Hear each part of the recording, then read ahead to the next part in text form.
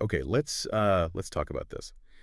Have you ever felt like you're just drowning in tasks, like you're caught in this current and your to-do list, it just seems to laugh at you? Oh, absolutely. Yeah. That feeling is universal, I think. Yeah, wanting to be productive, right? To tackle those big projects, the ones that really matter, but instead, well, we end up procrastinating. It Yes, happens. it really does. So today we're doing a deep dive into Brian Tracy's Eat That Frog Action Workbook.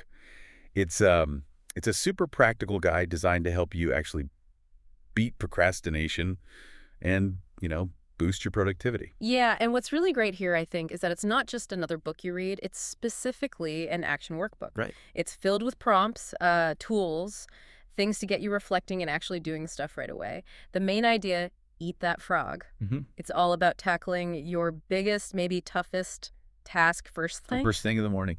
Exactly. So our mission for you today is really to pull out the most powerful, the most actionable bits from this workbook, kind of a shortcut to getting more of the important things done. And to make it feel real, the workbook uses this character, Shane. She's a middle manager, loves making chocolate on the side. Relatable struggle. Totally.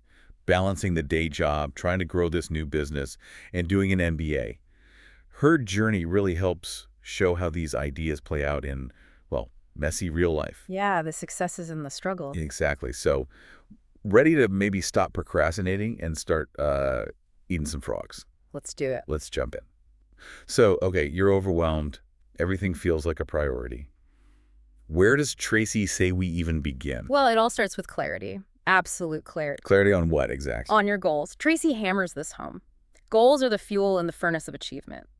So the question for you is, how clear are your goals, really? Gives this exercise. List 10 goals for the next year. But here's the twist. Write them as if they've already happened. Present tense. Okay, like manifesting them almost. Sort of, yeah. But the really crucial step is then picking the one goal from that list. The one that, if you achieved it like right now, within 24 hours, would have the biggest positive impact on your life. Wow, okay. That forces you to focus, doesn't it? Oh, it really does. Cuts through the noise. All right, so here's where I find it gets really practical. Yeah. Once you've got that one goal, Tracy says, set a deadline, a hard deadline. Yep. Essential. And this is the part I think a lot of us skip, and make a list, a detailed list of every single thing you can think of that you need to do to achieve it, like a total brain dump. No matter how small. Exactly. Yeah. Then you take that messy list and organize it. Yeah. By priority, by sequence. Basically, you're building your own roadmap, a checklist. Your blueprint for action. Right. And the advice is simple, but honestly kind of profound. Just do something every single day. One step, that's it. Keeps the momentum going. Yeah. And Shane, the character, she really had to visualize her goals and break down these huge things, the MBA, the chocolate business, into smaller, manageable steps, made them feel less like scary dreams. Less overwhelming. And building on that, this idea of thinking on paper, planning your days in advance, it's a constant theme, isn't it? Definitely. Tracy suggests this kind of funnel system for lists. You start broad with a master list capturing every idea, task, everything. Okay. Then you pull from that for your monthly lists, then weekly, and finally, your specific daily action list for today. So you don't lose ideas, but you're not staring at a giant paralyzing list every morning. Precisely. It narrows your focus down to what's actionable right now. Takes maybe 10, 15 minutes the night before, but it can save you hours the next day. Yeah, less decision fatigue in the moment. Makes sense. Okay, so goals are clear. We've got our lists funneling down. But now the big one. How do you actually decide which frog to eat first? Especially when maybe you have a few big ones staring back at you. Yes. This is where the famous 80-20 rule comes in, the Pareto principle. Right, we've all heard of it. Most people know it, yeah. 20% of your activities yield 80% of your results. But Tracy's point is it's not just about knowing it, it's about ruthlessly applying it. How so? Well, he argues that your biggest, ugliest frog, the most important task, is almost always in that vital 20%. But our natural tendency, it's to clear the decks first, right? Do the easy stuff. Oh, yeah. Reply to a few emails, make a quick call. Feels productive. Exactly. Feels productive, but isn't necessarily high value. Tracy calls those small tasks rabbits. They multiply constantly. You have to resist them. So tackle the big one first, even if it's uncomfortable. That's the core habit. Tackle the vital few before the trivial many. Think about Shane. Her two big goals were the MBA and the chocolate business. Those were her A tasks. So she started waking up earlier just to work on schoolwork, made it non-negotiable. That takes discipline. And it's also about what you don't do, isn't it? The workbook talks about creative procrastination, which sounds kind of counterintuitive. It does, yeah. But it means deliberately, consciously deciding not to do low-value tasks. You actually choose to procrastinate on the unimportant stuff. Okay. Because you can only really get control of your time by actively stopping things that don't serve your main goals. He pushes this idea of zero-based thinking. Zero-based thinking. Yeah, asking yourself, knowing what I know now, if I weren't already doing this activity, would I start it again today? Oof. That's a tough question for some habits. It really is. It forces you to confront things you might be doing just out of routine, things that aren't actually moving you forward anymore. It's about shedding dead weight. Okay. And to make prioritization really tactical, he offers the ABCDE method. It's super practical. Right. The letters. How does that work again? You list your tasks, then give each one a letter grade. A is for very important, must be done today. These are your big frogs. If you have more than one A, you rank them. A1, A2, A3. Got it. A1 is the biggest frog. Exactly. Yeah. B is should do. Minor consequences if you don't. These are like tadpoles. C is nice to do. No real impact if they don't happen. Think, like casual chats or browsing. D is delegate.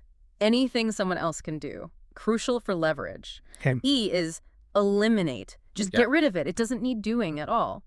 This is often the hardest but most liberating. And Shane used this, right, with social media. She did. She realized her mindless scrolling wasn't just wasting time. It was actually making her anxious. It wasn't helping her business or her MBA. So she just cut it out. Well, she cut out anything that wasn't directly related to boosting her brand or her actual productivity, a clear E task. And suddenly, she had more time and mental space for her A tasks. That's powerful, consciously letting go. All right, so we know what to do. We've prioritized using things like A, B, C, D, E. Yeah. But how do we actually execute efficiently? Yeah. Especially on those A tasks. Yeah, the execution phase is key. Tracy talks about identifying your key result areas, your KRAs. KRAs, what are those exactly? They're the core responsibilities of your role, the things you're accountable for, and that directly impact results or other people's work. You need to know what they are. Okay. Then, he says, you got to grade yourself honestly on each KRA. Where are you strong? Where are you weak? And then focus on improving the weakest important area. That often provides the biggest jump in performance. So identify the critical skills or outputs and improve the bottleneck. Precisely. And closely related is what he calls the law of three. Law of three. Yeah, the idea that for most jobs or even life areas, about 90% of your real value comes from just 3 core tasks or activities. Only 3. That seems low. It does, but think about it. What are the absolute non-negotiable things that drive the biggest results? Identifying those 3 and then dedicating the lion's share of your time and energy to them is critical. It applies everywhere: work, family, health, finances. Focus on the big levers. Okay. It's about finding your leverage points. And then there's the environment, right? Preparation. Absolutely. Prepare thoroughly before you begin. Clear your workspace, make it comfortable, inviting even. Have everything you need for that big task right there, within reach. And everything you don't need. Out of sight, out of mind. Reduce that friction, that potential for distraction. Shane, for example, she made a rule. Leave nothing on her desk overnight except what she needed for her A1 task the next morning. Sets you up for immediate focus when you start. I like that. It's a small thing, but it works. And when you're facing those really huge, overwhelming tasks, the giant frogs. Yeah. What then? Tracy says, take it 1 oil barrel at a time. Or slice and dice the task, break it down into tiny, manageable steps. Like eating an elephant 1 bite at a time. Exactly that principle. He offers 2 methods. The salami slice, you break it into sequential steps and just do 1 slice after another. Linear progress. Okay, step by step. Or for bigger, maybe fuzzier projects, there's the Swiss cheese method. Swiss cheese. Yeah, you just commit to drilling small holes in it every day. Pick any small part of the task and work on it for, say, 15 or 30 minutes. Doesn't have to be sequential. Just make some progress somewhere. So less intimidating than trying to tackle the whole thing head on. Much less. Shane used this for her huge MBA paper. She just committed to 60 minutes a day, research, writing, outlining, whatever. And she actually finished it 2 weeks early just by chipping away consistently. Wow. Small, consistent efforts add up. Yeah. Okay, getting started is one thing, but maintaining momentum, that can be the real challenge, right? Especially with, well, everything trying to grab our attention. Absolutely. And Tracy emphasizes continuous learning here. He calls it upgrading your key skills. It's not optional anymore. It's like a minimum requirement for success. Always be learning. Yeah. Find areas where you have some talent, things you enjoy, and then actively seek out ways to get better books, podcasts, courses, whatever. Keep sharpening the saw. Makes sense. And also, crucially, identify your key constraints. What's the main bottleneck holding you back from your biggest goals? The limiting factor. Exactly.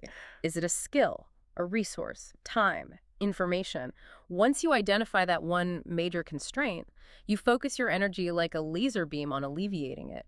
Because often, removing that one bottleneck unlocks massive progress. And Shane had a big breakthrough with this, didn't she? With her time constraints. She really did. That resonates with so many people, right?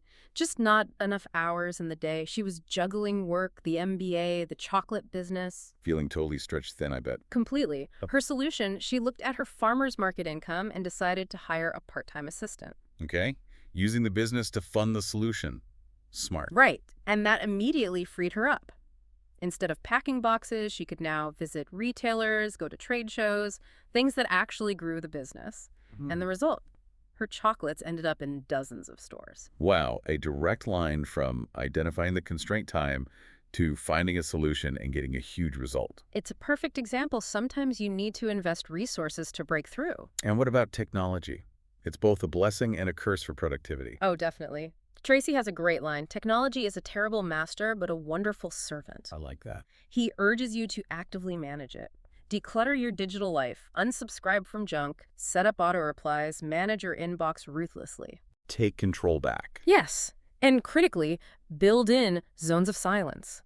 Turn off the phone, the computer, notifications completely off for maybe an hour in the morning, an hour in the afternoon during meals. That feels radical today. It is, but maybe necessary. Shane tried it one screen-free day a week and making her first and last hour of the day totally phone-free. It preserves focus and sanity. So tame the beast first, then make it work for you. Exactly. Close programs you don't need. Use tools to block distracting sites if you have to. Turn off those constant notification pings.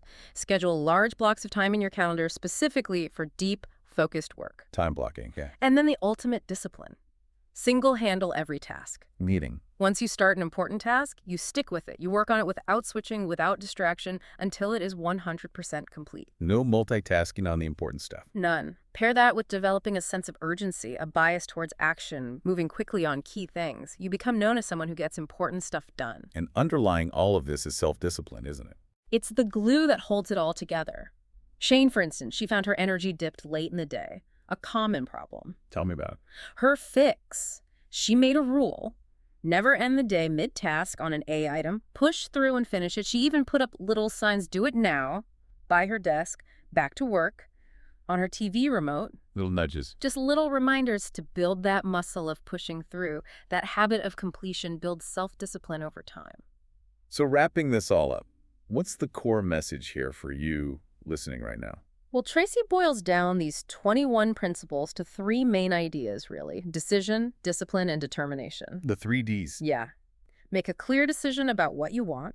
Apply the discipline to focus consistently on your highest value tasks, your frogs. And have the determination to see things through to completion, especially when it gets tough. It's not rocket science, but it's hard work. It is. But Shane's story shows it works, right? She got the MBA, she grew the chocolate business so much she could leave her day job. It wasn't magic, it was just consistently applying these principles. Deliberate choices, day after day. Exactly, compounded over time. And as Shane found out, even after big wins, the journey doesn't really end, does it? As Tracy says, there is still much to do, and there are many, many frogs to eat. Productivity is an ongoing practice, not a destination, which leads to, I think, the most important question for you right now. What's that? What is your biggest, ugliest frog? The one task that, if you tackled it first thing tomorrow, would make the biggest positive difference in your life or work.